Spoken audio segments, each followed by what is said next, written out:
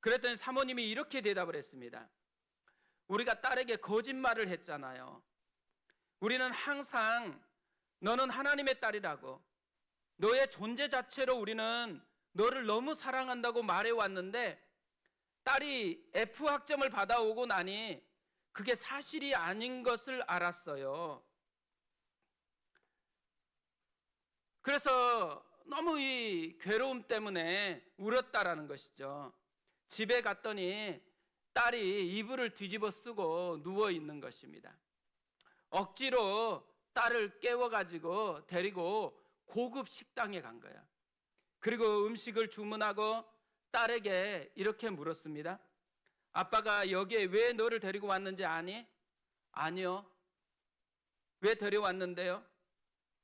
펠러브레이션 하려고 왔어. 펠러브레이션이 뭔데요?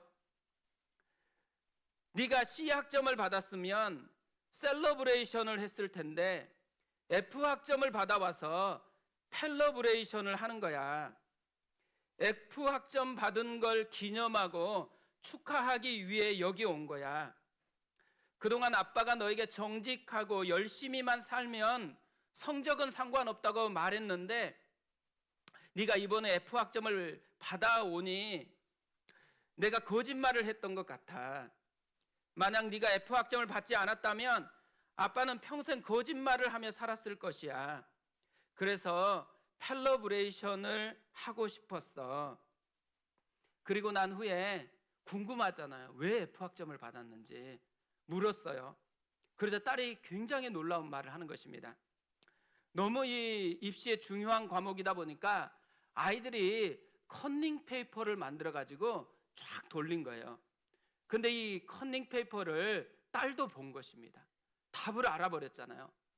그런데 문제를 보니까 그 답이 맞는 거예요. 그래서 이 컨닝 페이퍼를 본 것으로 답을 쓸 수가 없어 가지고 백지를 내고 F학점을 맞았다라는 거예요. 입시가 시작이 됐어요. 미국 입시는 에세이가 굉장히 중요하거든요. 이 딸이 펠러브레이션이라는 제목으로 에세이를 썼습니다. 1년 전에 있었던 일을 쭉 쓰고 난 후에 마무리로 이렇게 썼어요. 이 세상을 정직하게 살 때 실패할 수도 있습니다. 저는 수학을 못하지만 열심히 합니다. 만약에 저를 뽑아주시면 열심히 공부해서 그런 사람들을 펠레브레이션 해주는 사람이 되겠습니다. 딸이 사실 성적이 굉장히 좀 모자랐다 그래요. 그런데 합격을 했습니다. 저는 이 이야기를 오래전에 들었거든요. 그리고 다시 이 이야기가 생각나서 이 이야기를 찾아보면서요, 굉장히 부러운 거예요. 이 가정이 너무 부럽더라고요. 특히 이 딸, 합격해서 부러운 거 아니에요. F학점을 선택할 수 있는 용기. 컨닝보다는 정직을 선택하는 이 딸이 너무 귀하고 부러운 거예요. 그리고 이 딸을 성적보다 존재로 대하려고 하는 이 엄마 아빠의 모습이 너무 부러운 것입니다. 이 딸을 성적이 아닌 존재로 대하려고 하는 이 엄마 아빠를 보면서 생각났던 단어가 있어요. 긍휼이라는 단어입니다. 이 엄마 아빠가 자신을 존재로 대한다라는 거, 아이를 존재로 대할 수 있다라는 거, 이것은요, 긍휼이 없으면 대할 수 없는 것이죠. 이 엄마 아빠가 이 딸을 어떻게 성적이 아닌 존재로 대할 수가 있었겠어요? 자신을 똑같이 존재로 대하시는 긍휼에 풍성하신 하나님의 사랑을 맛보았기 때문에 그런 것이죠. 저는 이 엄마 아빠를 보는데요, 떠오르는 장면이 하나 있었습니다. 오늘 우리가 읽은 36절에 나오는 예수님의 모습입니다. 이렇게 되어 있죠. 무리를 보시고 불쌍히 여기시니 이는 그들이 목자 없는 양과 같이 고생하며 기진함이라. 예수님은 무리를 보셨는데 불쌍히 여기셨습니다. 여기서 이 불쌍히 여기다라는 말은 스플랑크 니조마이라는 헬라어이거든요. 그런데 이 단어는 인간의 창자와 같은 내부 장기를 가리키는 말에서 유래가 된 것입니다. 창자가 끊어질 것 같은 깊은 아픔을 느꼈다라는 의미인 거죠. 예수님은 자기에게 다가오는 한 사람 한 사람을 진심으로 대하고 있는 거예요. 진심으로 바라보고 있는 거죠. 오늘 이 시간에 예수님이 이곳에 함께 하시잖아요. 예수님이 우리를 보세요. 진심을 담아서 보세요. 그 진심 속에 긍휼함으로, 불쌍히 여기심으로 우리를 바라보고 있다라는 거죠. 이 긍휼한 마음에서 예수님의 모든 사역이 시작이 됐습니다. 35절에 이렇게 되어 있습니다. 예수께서 모든 도시와 마을에 두루 다니사 그들의 회당에서 가르치시며 천국 복음을 전파하시며 모든 병과 모든 약한 것을 고치시니라. 세 가지 사역에 집중했대요. 가르치고 전파하고 치료하는 사역이었습니다. 그런데 예수님은요, 대충 사역하는 분이 아니었다라는 거예요.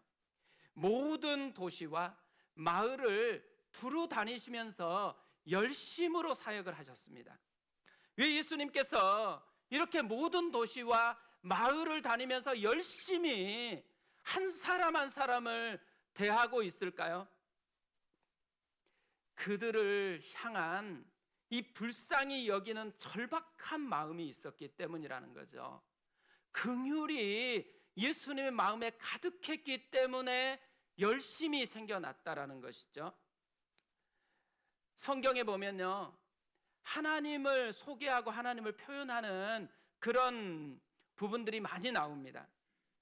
시편 103편 8절에서 하나님을 이렇게 노래합니다.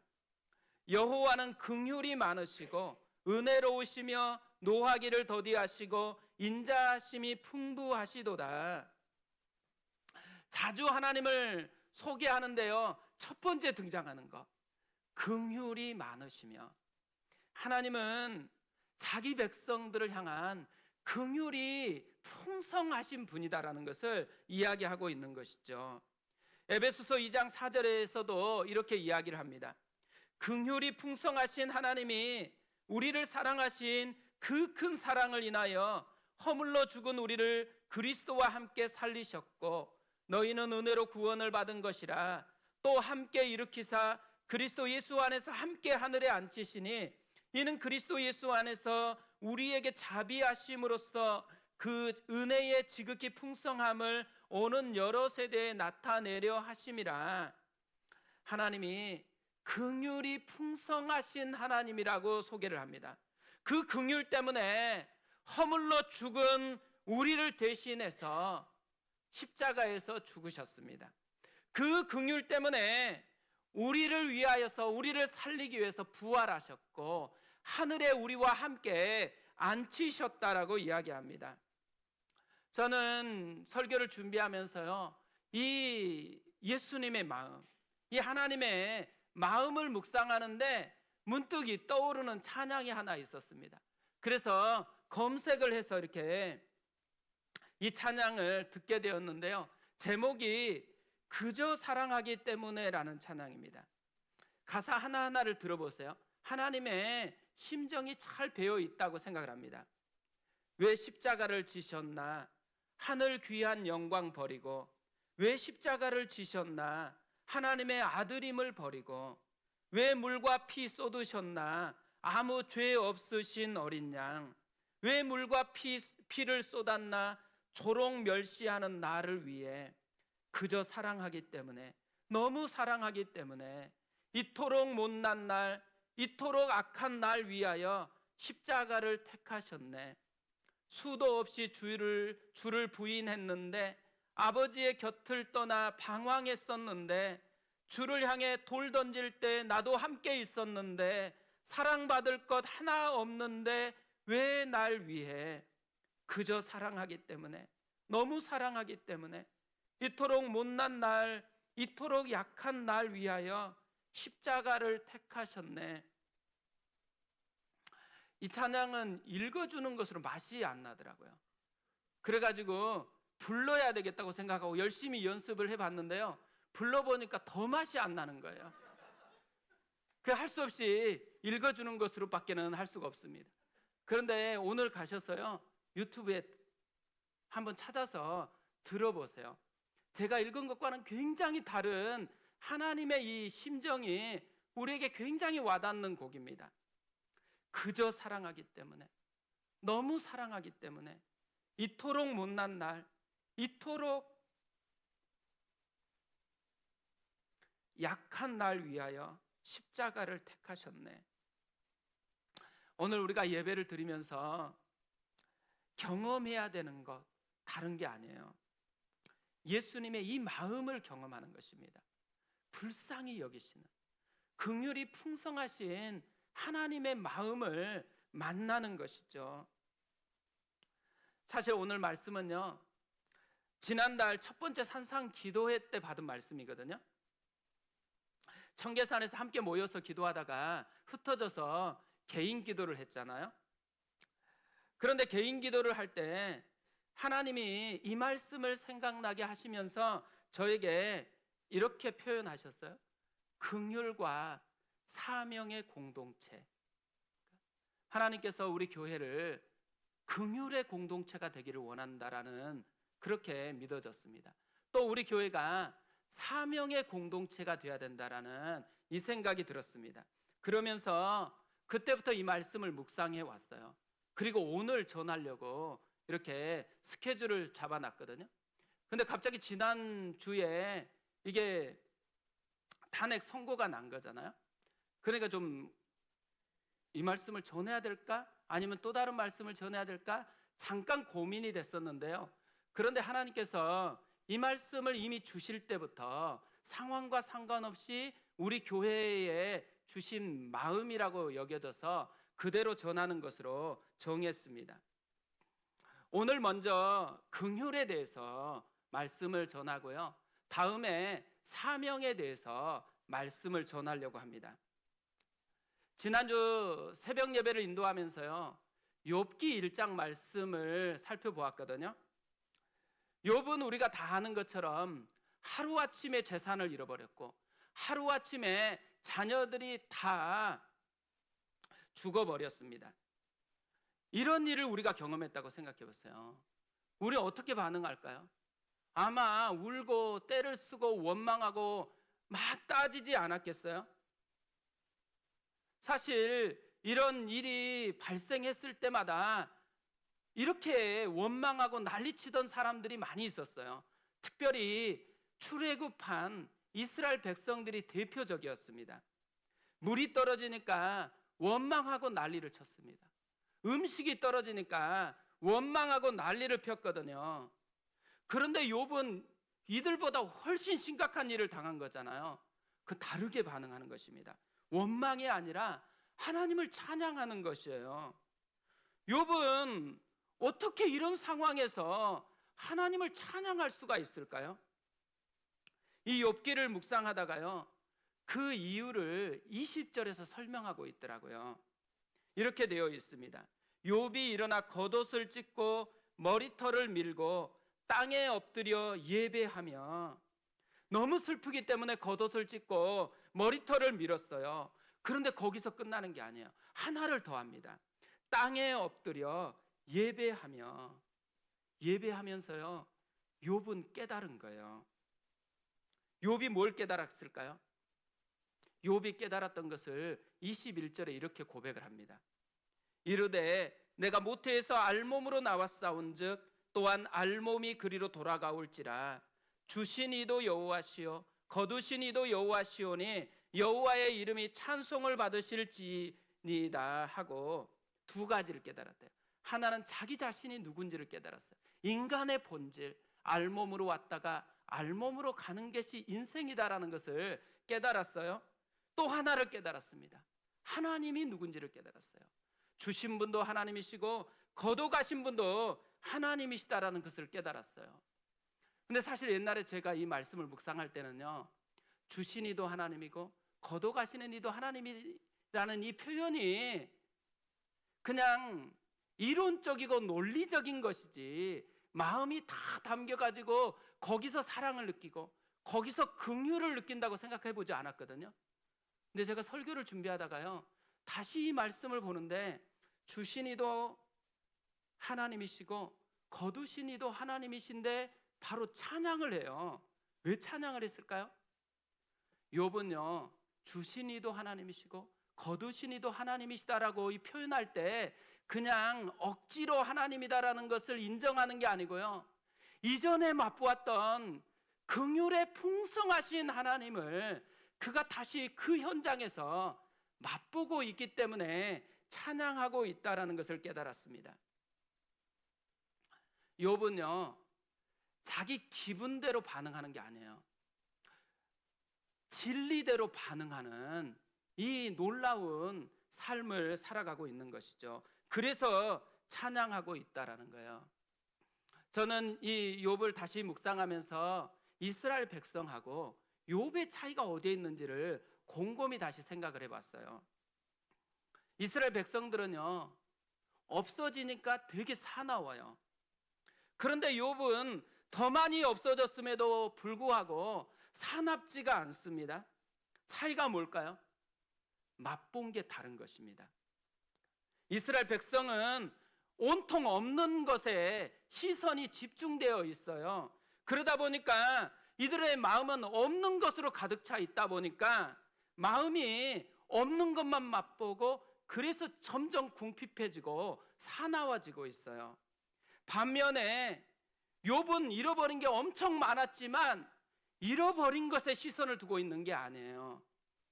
이전에 맛보았던 긍휼의 풍성하신 하나님의 사랑이 옛날에 작동했는데 지금도 여전히 작동하고 있다라는 것을 믿음으로 바라보고 있다라는 거죠.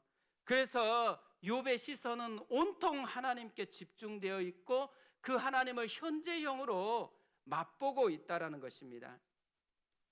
지금 이해할 수는 없잖아요. 왜 가져갔는지. 또 상황이 힘들지 않는 것은 아니에요.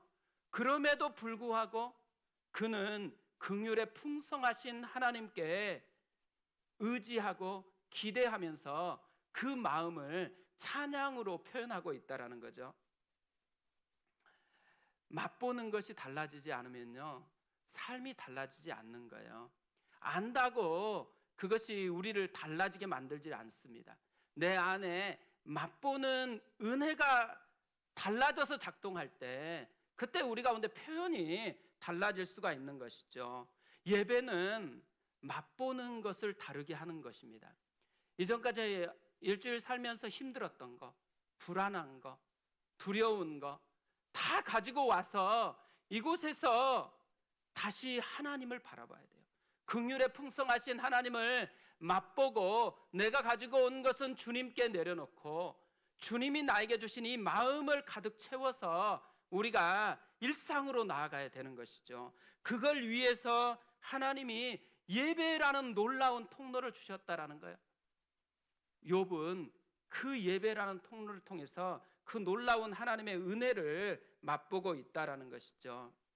우리가 이스라엘 백성이 아니고요, 욥이 됐으면 좋겠어요. 이 욥처럼 긍휼의 풍성하신 하나님의 사랑을 내 것으로 맛보아야 되는 거잖아요. 어떻게 해야지 될까요? 오늘 예배에서 우리가 하나님의 긍휼을 어떻게 내 것으로 맛보고 나아갈 수가 있을까요? 한 주간 제일 많이 고민했던, 씨름했던 게 이 부분이에요. 그러니까 알려주는 건 쉬운데 알려주는 게 아니고 맛보게 해주려면 어떻게 할까? 또 나는 맛보려면 어떻게 해야 될까? 이 고민으로 이렇게 이 말씀을 계속해서 묵상을 했거든요. 그러다가 문득 예전에 제가 이렇게 인용했었던 책이 생각이 났어요. 스캇 솔즈 목사님이 쓰신 책인데요, 선에 갇힌 인간 선 밖의 예수라는 책입니다.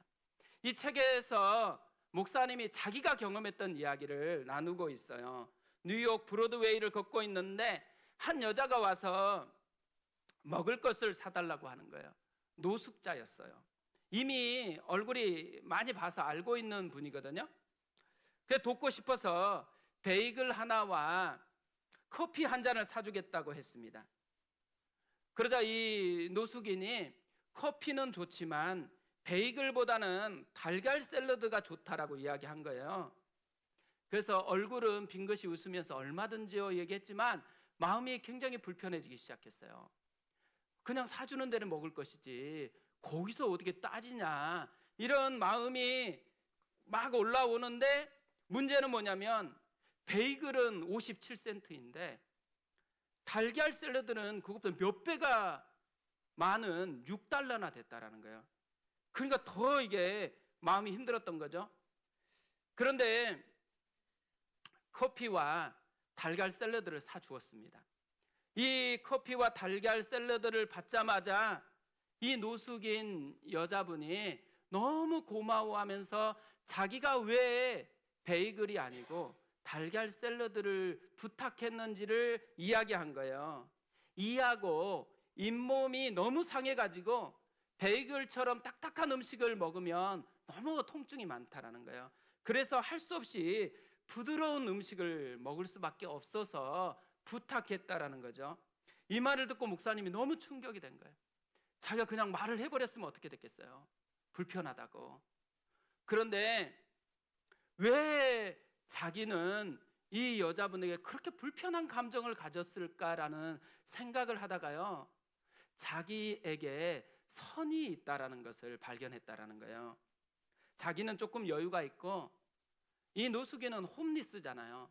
그런 인식의 선이 있었어요. 뿐만 아니라 도와주면 따지지 말고 홈리스면 고맙다고 여기고 받아야 된다라는 선을 그어놓고 대하고 있었다라는 거예요. 그런데 이 노숙인 여자분이 선을 넘어서서 자기에게 다가오니까 불편하다라는 것을 이야기한 거죠. 예수님 당시에요, 적어도 4개 이상의 종파가 있었대요. 에세네파, 사두개파, 바리새파, 열심당원입니다. 4개의 파가 있었다라는 말은 무슨 의미예요? 적어도 4개 이상의 선이 존재하고 있었다라는 거죠. 그런데 놀라운 것은요, 예수님의 사역 현장에는 이 모든 파에 속한 사람들이 찾아왔습니다. 그런데요, 이 찾아왔던 무리들은 딱 2종류로 나누어져요. 이곳에서 예수님의 긍휼을 맛본 사람과 그 긍휼을 맛보지 못한 사람으로 나누어졌습니다. 병자들이나 많은 사람들은 예수님의 긍휼을 온몸으로 맛보아 가지고 감사하고 찬양을 했어요. 그런데 똑같은 현장에 있는데, 똑같은 말씀을 들었는데, 그런데 긍휼을 맛보지 못한 사람이 있었어요. 대표적인 사람, 바리새인들이었습니다. 이 바리새파 사람들은 같은 현장에 있음에도 불구하고 예수님의 긍휼을 전혀 맛보지 못한 채로 살아가고 있었다라는 거죠. 대신 이들은요, 그 현장에서 남들은 긍휼을 맛보고 감사하고 기뻐할 때 이들은 따지고 불평하고 원망을 했습니다. 이들이 그렇게 놀라운 현장에, 긍휼이 풍성한 현장인데 왜 자기들만 긍휼을 맛보지 못하고 남들은 찬양하는데 평가하고 판단하고 정죄하고만 있었을까요? 그들은요, 자기 선 안에 갇혀 있었기 때문이라는 거예요. 자기 선 안으로 들어와야지만 되는데 예수님이 자기 선 안에 들어오지 않으니까 불편해요. 그런데 예수님은 자기들이 그어놓은 선 밖에서 지금 사람을 대하고 있다는 것을 발견하기 때문에 그런 것이죠.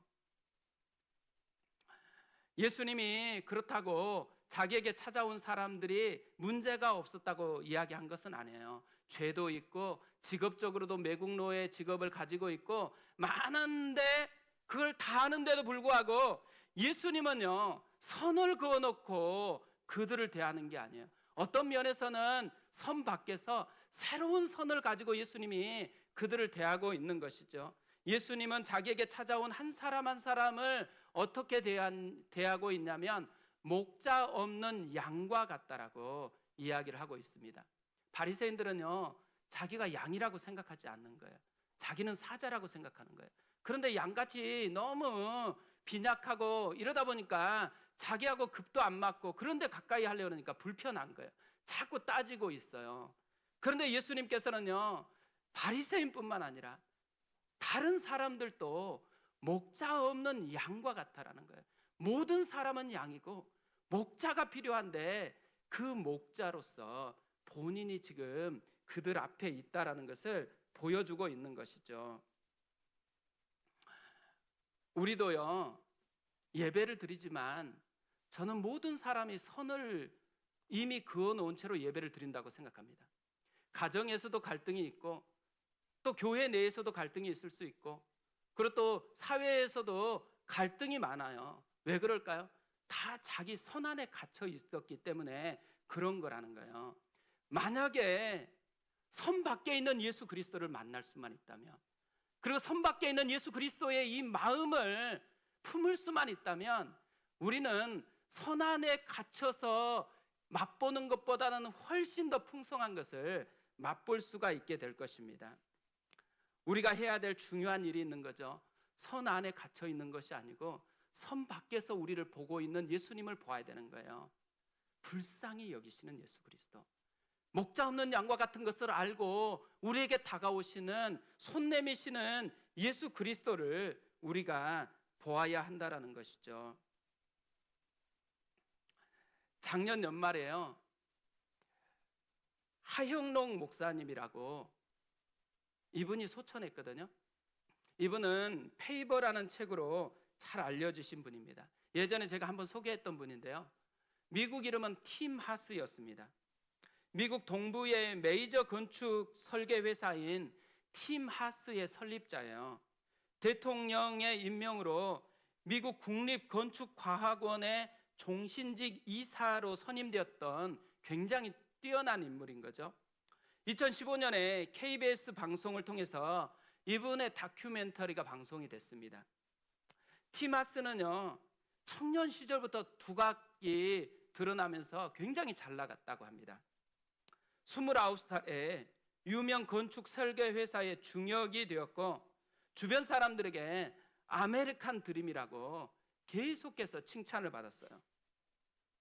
32살에요, 뉴욕으로 가는 고속도로에서 의식을 잃고 쓰러졌습니다. 심신빈맥증이라는 병이었어요. 그날 가슴에 2개의 기계를 넣는 수술을 했습니다. 제세동기와 인공심장 박동기입니다.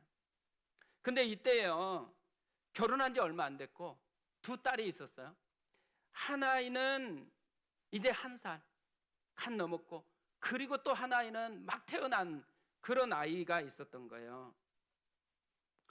그래서 이제는 이 병든 몸으로 유지하면서 살아가고 있는데, 2년이 지난 34살이 되었을 때 의사가 이렇게 이야기하는 거예요. 이제 당신은 집으로 돌아갈 수 없어요. 당장 입원해야 합니다. 그날부터 5개월 동안 병원에 입원해서 심장 이식을 기다리는 사람이 됐습니다. 그런데 놀랍게도 자신에게 맞는 심장이 나타난 거예요. 의사가 이렇게 말했습니다. 팀, 정말 잘 됐어요. 이렇게 꼭 맞는 심장이 나타나서 얼마나 다행인지 모르겠어요. 사실 심장 병동에선 안타깝게 목숨을 잃은 사람들이 많으니까요. 사흘 전에도 젊은 여성이 헬리콥터에 실려왔는데 그 환자도 맞는 심장을 찾지 못해서 참 안타까운 상황이에요. 그러면서 이렇게 한마디를 추가했어요. 그녀에게 필요한 심장과 당신이 이식받게 될 심장이 똑같습니다. 같은 O형의 같은 사이즈예요. 이 이야기를 듣고 이 팀이 깜짝 놀란 거예요. 그러니까 의사분이 당황해가지고 이렇게 얘기했어요. 제가 괜한 말을 했군요. 신경 쓸 거 없어요. 팀, 이 심장은 당신의 심장이에요. 그리고 오늘 저녁에 이식 수술을 할 겁니다. 이 말을 하고 의사가 문을 향해서 걸어가요. 1초, 2초, 3초. 팀이 의사를 불렀습니다. 그리고 물었어요. 내 것과 똑같은 심장을 못 찾으면 옆 병실의 저 여자 환자는 정말 이틀 안에 죽습니까? 그렇습니다. 그리고 나서 다시 물었어요. 만일 제가 오늘 이식 수술을 받지 못하면 얼마나 더 살 수 있을까요? 일주일입니다. 잘 견뎌주면 한 달까지도 살 수 있을 겁니다. 근데 바로 이때요, 이 음성이 들린 거예요. 죽어가는 저 여인에게 내 심장이 필요하단다. 하나님이 이 팀에게 그 말을 한 거예요. 그러자 팀이 나의 심장을 그녀에게 주십시오. 그렇게 이야기를 했습니다.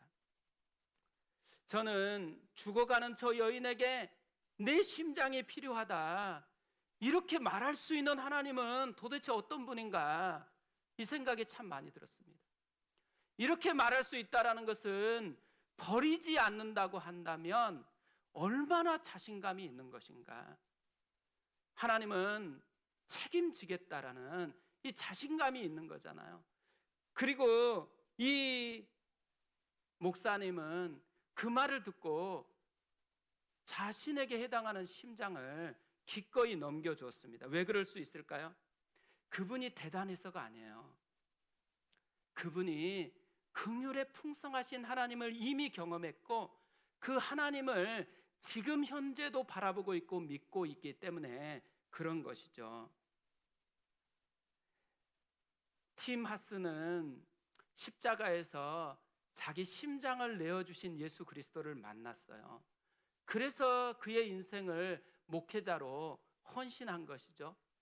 오늘 우리도요, 팀 하스가 경험했던 자신의 심장을 내어주신 예수 그리스도의 긍휼의 풍성한 사랑을 이미 맛본 사람들입니다. 그리고 주님은 우리에게 자신감 있게 얘기하는 거예요. 저 죽어가는 여인에게 너의 긍휼을 나눠주면 안 되겠니? 너의 심장을 좀 나눠주면 안 되겠니? 우리가 가정에서도 직장에서도 또 사회에서도 주님이 우리에게 분명하게 말씀하신다고 생각합니다. 내가 너에게 심장을 꺼내서 긍휼을 보여주었지 않니? 너 그거 맛보았으면 너도 조금 그 긍휼을 나눠주면 안 되겠니? 교회는 다른 것이 아닙니다. 세상과는 다르게 살아가는 것이죠. 교회는 다른 것이 아니에요. 세상과 다른 것을 맛본 것이에요. 그리스도의 긍휼을 맛본 것이고 그 긍휼의 심장을 우리도 소유했기 때문에 누군가를 긍휼로 대하는 공동체, 그것이 교회라는 것이죠. 우리가 꿈을 꾸었으면 좋겠습니다.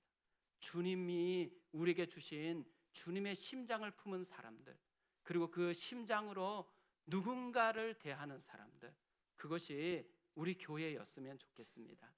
살아계신 하나님 아버지, 어느 때보다 불안하고 어느 때보다 두렵고 긴장하고 또 마음이 쪼그라드니까 우리의 선이 높고 선명해진 그때를 지나가고 있습니다.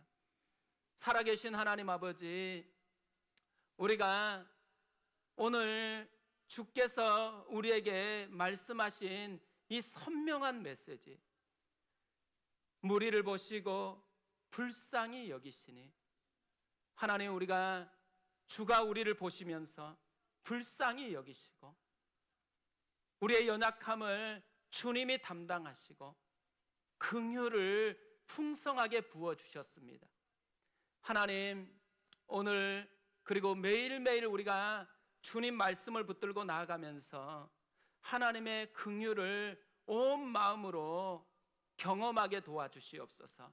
그래서 우리도 하나님, 상황은 힘들고 분명히 어려운데 욥처럼 찬양할 수 있는 능력, 긍휼이 우리를 끌고 가는 그 놀라움을 맛볼 수 있도록 도와주시옵소서.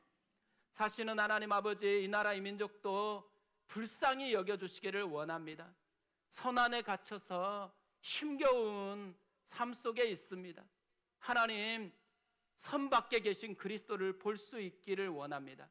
이 땅을 다스리고 이 땅을 통치하고 여기까지 주께서 도우셨는데 앞으로도 주가 분명히 도우시고 인도하실 줄 믿습니다.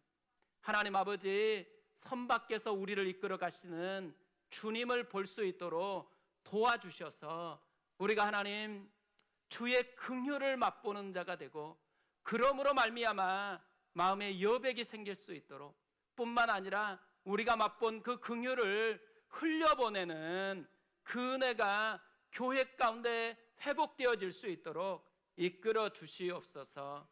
우리 주님께서 이때에 특별하게 붙드시고 또 진심으로 우리를 보시면서 대하여 주시는 거 감사드리옵고 모든 부분들을 의탁드리옵고, 이제는 우리 주 예수 그리스도의 은혜와 하나님 아버지의 극진하신 사랑하심과 성령님의 감동 감화 위로 교통하심이 우리를 불쌍히 여기심으로 바라보시는 주님을 의지하고 나아가는 모든 성도들 머리머리 위에 이제부터 영원토록 함께 하시기를 간절히 축원하옵나이다. 아멘.